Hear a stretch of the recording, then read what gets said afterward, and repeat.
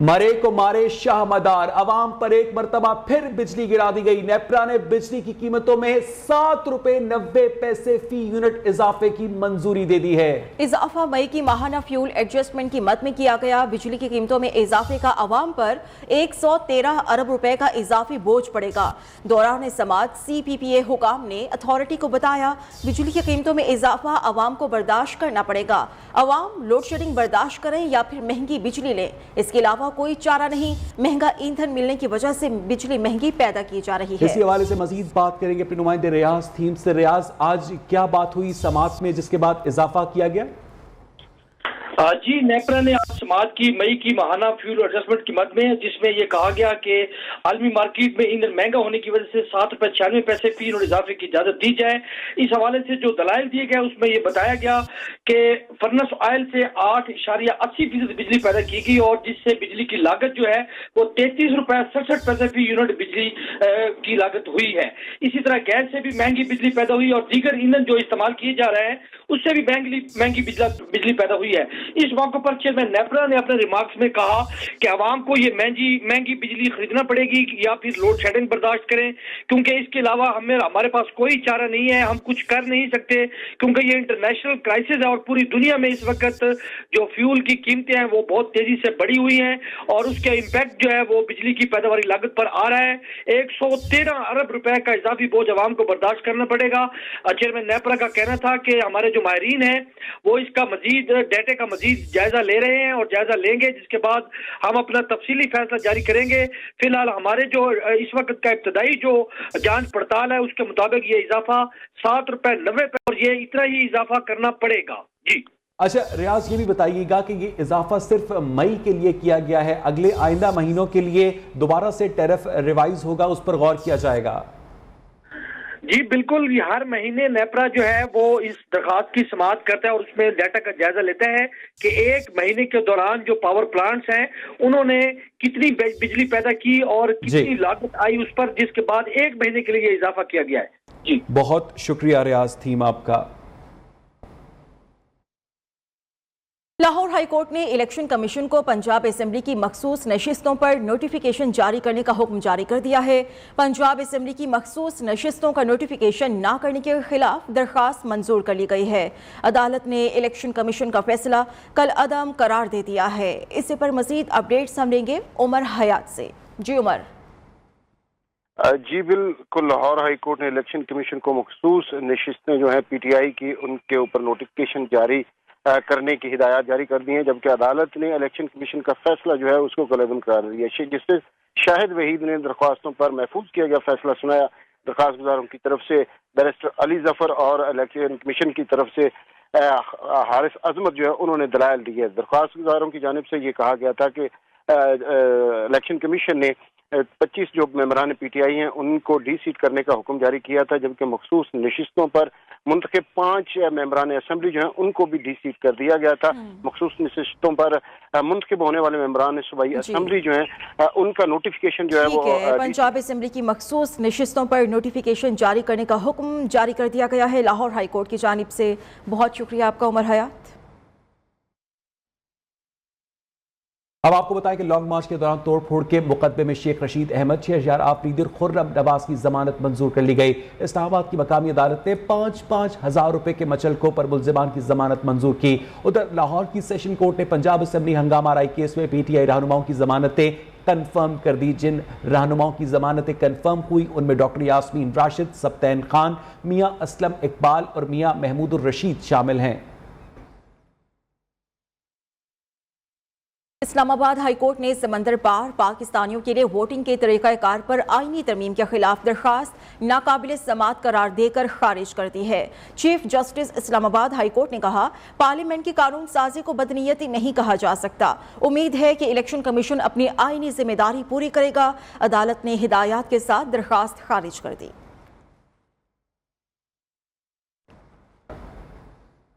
वज़ीर आज़म शहबाज शरीफ का IMF से मुज़ाकरात पर इत्तेहादियों को एतमाद में लेने का फैसला, आज इशाइये पर बुला लिया। वज़ीर आज़म इत्तेहादियों से मुआशी चैलेंजेस से निपटने पर मुशावरत करेंगे। महंगाई के खात्मे के लिए अरकान असेंबली से तजावीज़ भी लेंगे। वज़ीर आज़म ने कहा है, सुपर टैक्स लगाने का मकसद गुर्बत का खात्मा करना है। बराह रास्त टैक्स से हासिल रकम माली मुश्किलात से मुतासिर अफराद पर खर्च की जाएगी। वज़ीर आज़म शहबाज शरीफ ने मईशत बचाने के लिए बड़े बड़े फैसले कर दिए। सुपर टैक्स की मद में मजीद सेक्टर्स भी टैक्स रेडॉर में आ गए। कौन से सेक्टर पर कितना टैक्स लगाया गया, रिपोर्ट देखिए।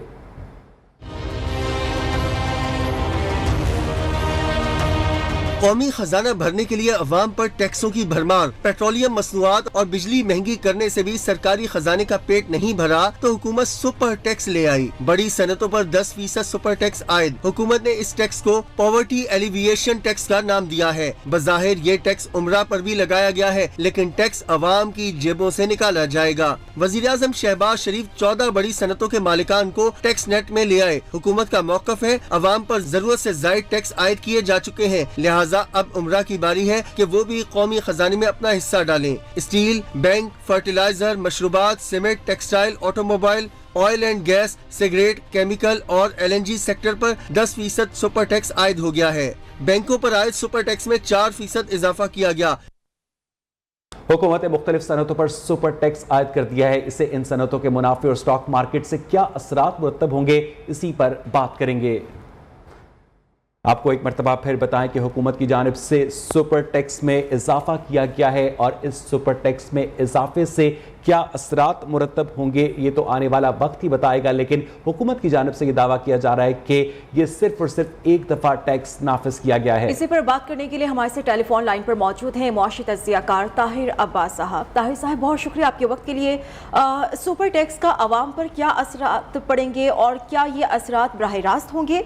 हुकूमत को आखिरकार क्यों ये टैक्स लगाने की जरूरत महसूस हुई?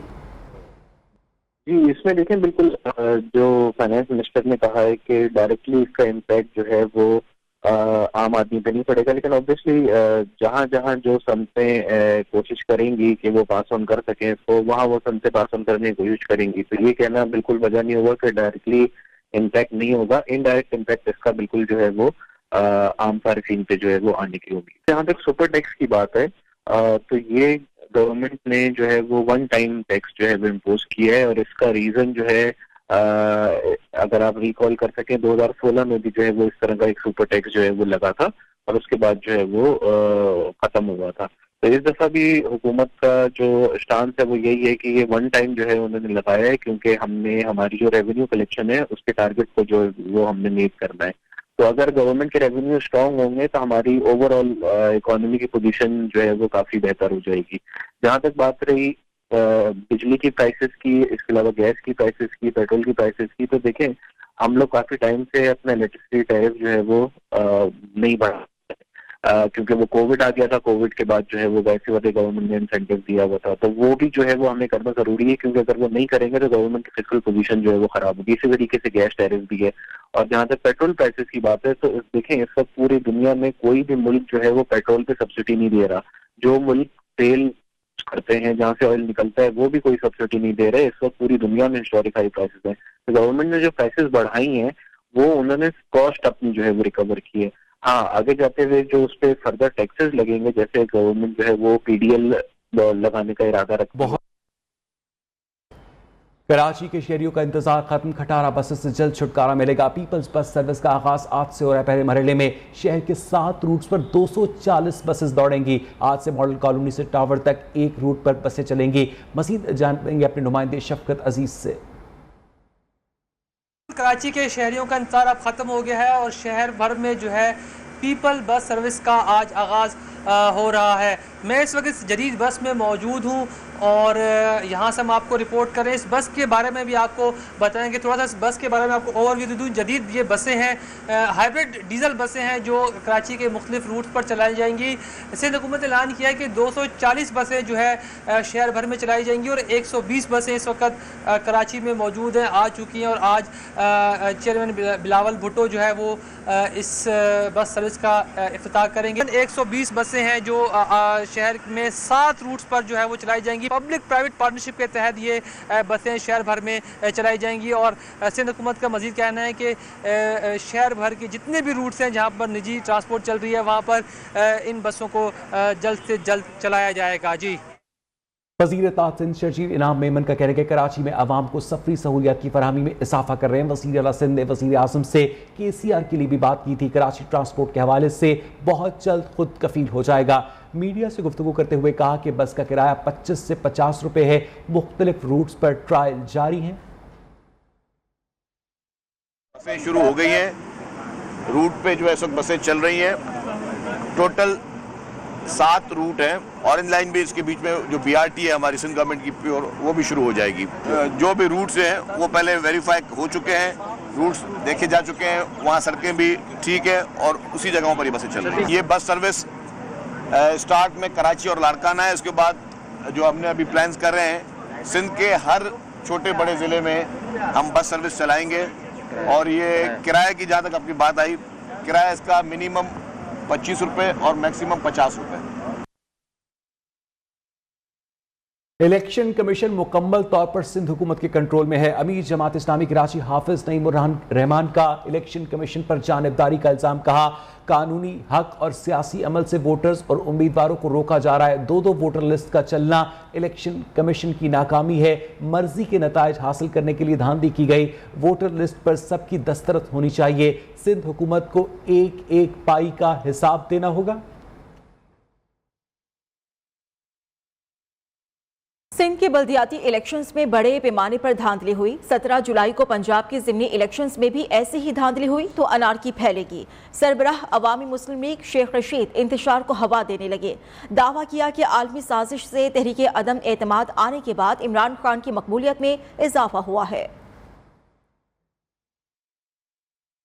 को इसी तरह की गुंडागर्दी और इसी तरह की चोरबाजारी हुई और इसी तरह की धांधली और बदमाशी हुई तो इस पाकिस्तान में अनारकी फैलेगी, जमहूरियत को नुकसान होगा। जो ये साजिश की गई है और जो जिस तरह कानून का मजाक उड़ाया गया और जिस तरह आलमी साजिश से इमरान खान की हुकूमत को अदम एतमाद का शिकार किया गया है, इससे इमरान खान की सियासत बड़ी है, कम नहीं हुई।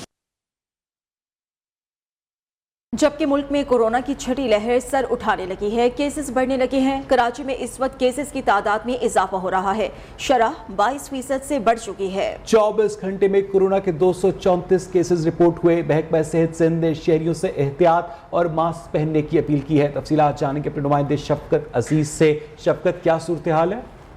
देखिए, कराची में की शरह में मुसलसल इजाफा देखने में आ रहा है और गुज़श्ता 24 घंटों में ये जो शरह है वो 22% से तजावुज़ कर गई है। 24 घंटे की अगर बात की जाए तो कोरोना के 234 केस जो है वो हुए हैं। तहम कोरोना से हलाकत की कोई इतला नहीं मिली।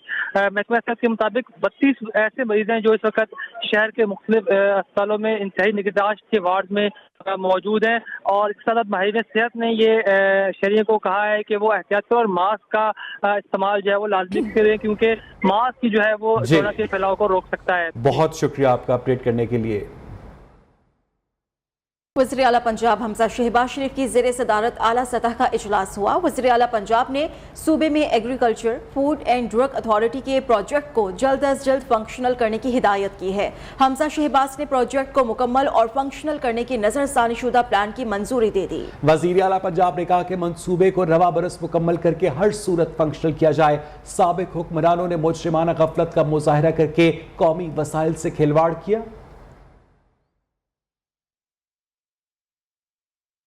लाहौर हाई कोर्ट में साबिक वज़ीर उस्मान बुज़दार की जानिब से खराब और नाकारा गाड़ियां देने के खिलाफ दरखास्त पर समाअत। वकील उस्मान बुज़दार ने कहा कि अदालत की हिदायत पर कुछ मिल गया और कुछ रह गया। चीफ जस्टिस से रिमार्क्स दिए कि जो मिल गया वो काफ़ी नहीं है। अदालत ने उस्मान बुज़दार की जानिब से नाकारा गाड़ियां देने की मुतफर्रिक दरखास्त पर पंजाब हुकूमत से जवाब तलब किया है। आपको एक मरतबा फिर अपडेट करें कि लाहौर हाई कोर्ट में साबिक वज़ीर आला उस्मान बुज़दार की जानिब से खराब और नाकारा गाड़ियां देने के खिलाफ दरखास्त पर समाअत हुई। वकील उस्मान बुज़दार ने कहा कि अदालत की हिदायत पर कुछ मिल गया है और कुछ रह गया है, जिस पर चीफ जस्टिस से रिमार्क्स दिए कि जो मिल गया क्या वो काफ़ी नहीं है। मुस्लिम लीग काफ के रहनुमा मोइनुस इलाही मनी लॉन्ड्रिंग केस में शामिल तफ्तीश हो गए। मोइनुस इलाही ने 4 जुलाई तक अपनी अबूरी जमानत की रूबकार और सवालों के जवाबात भी FIA को जमा करा दिए। मोइनुस इलाही पर 24 अरब रुपए की मनी लॉन्ड्रिंग का इल्जाम है। इसी पर मजीद डिटेल्स हम लेंगे ब्यूरो चीफ लाहौर अयाज शुजा से। अयाज बताइएगा। जी बिल्कुल महार, मोइनुस इलाही जो है वो आज FIA को ना सिर्फ उन्होंने अपना जवाब जमा करा दिया है बल्कि अपनी रोजगार भी जिसमें वो 4 जुलाई तक अबूरी जमानत कर रहे हैं वो जमा करवा रहे हैं। FIA ने 33 सवाल दिए थे मोइनुस इलाही को, जिसमें उन पर 24 अरब रुपए की मनी लॉन्ड्रिंग का इल्जाम था। मोइनुस इलाही ने FIA की जानिब से मिलने वाले तमाम सवालात का जवाब अपने वकला के जरिए जमा करवा दिया है। जी ठीक है, शुक्रिया आपका अयाज। स्पीकर पंजाब असेंबली चौधरी परवेज इलाही का कहना है कि army chief general Qamar Javed Bajwa को सऊदी अरब का सबसे बड़ा अवार्ड किंग अब्दुल अजीज अवार्ड का मिलना पाकिस्तान के लिए खुश आइंद है। Award army chief general Qamar Javed Bajwa की जाती काविशों और मेहनत का सिला है। आर्मी चीफ की फॉरेन पॉलिसी पर उबूर की वजह से पाकिस्तान फैटिफ की ग्रे लिस्ट से निकलने में कामयाब हुआ। आर्मी चीफ पाकिस्तान की तरक्की और खुशहाली के लिए मुतहर्रिक है।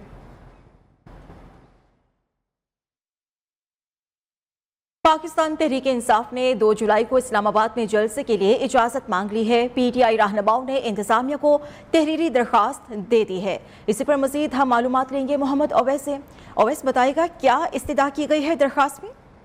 जी बिल्कुल, पाकिस्तान तहरीक इंसाफ की जानिब से आज जिली इंतजामिया को बाकायदा तौर पर 2 जुलाई को परेड ग्राउंड में जलसा मुनक्किद करने के हवाले से इजाजत इंतजामिया से तलब कर दी और DC इस्लामाबाद में आज पाकिस्तान तहरीक इंसाफ के रहनुमा अली नवाज और सेनेटर फैसल ने दरखास्त दी और दरखास्त में इस्तदा की गई है कि 2 जुलाई को पाकिस्तान तहरीक इंसाफ परेड ग्राउंड में एक जलसा करना चाहती है। इस हवाले से तमाम तर सिक्योरिटी के इंतजाम जो दीगर इंतजाम हैं वो जिली इंतजामिया उनको यकीनी बनाए, क्योंकि दरखास्त में ये भी कहा गया है कि पाकिस्तान तहरीक इंसाफ के चेयरमैन इमरान खान को जान के खतरात लाक हैं। इस हवाले से दिल्ली इंतजामिया पुलिस को यह हदायत जारी करे कि मुकम्मल तौर पर जो सिक्योरिटी प्लान है वो भी तरतीब दिया जाए। इसके अलावा जलसे के दीगर जो इंतजाम हैं वो भी उन्हें भी यकीनी बनाया जाए। शुक्रिया आपका मोहम्मद ओवैस।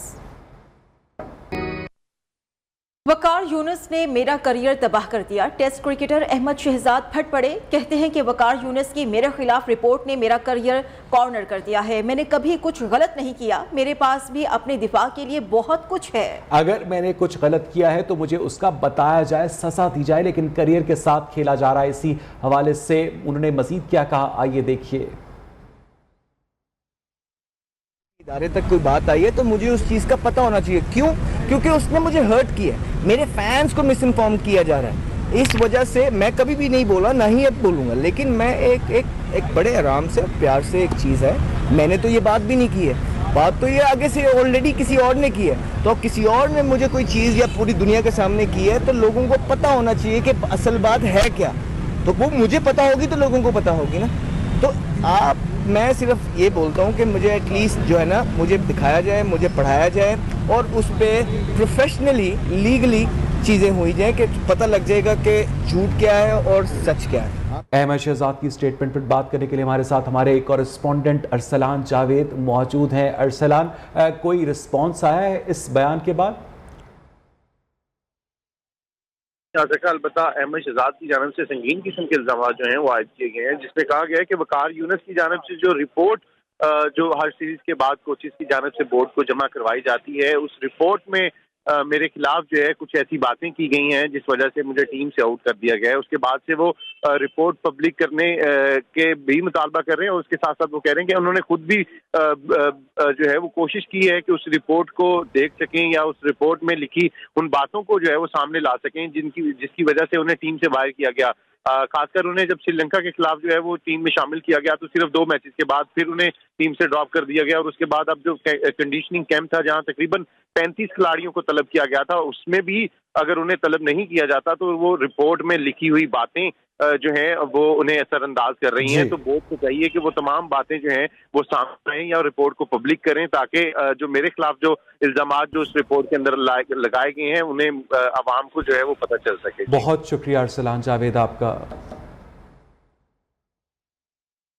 अब आपको बताएं कि ईद कुर्बान करीब आते ही पेशावर में मवेशी मंडियां सज गई। जानवरों की कीमतें ज्यादा होने से न सिर्फ खरीदार परेशान है बल्कि व्यापारी भी तशवीश में मुब्तला है। पेशावर से जमील खान।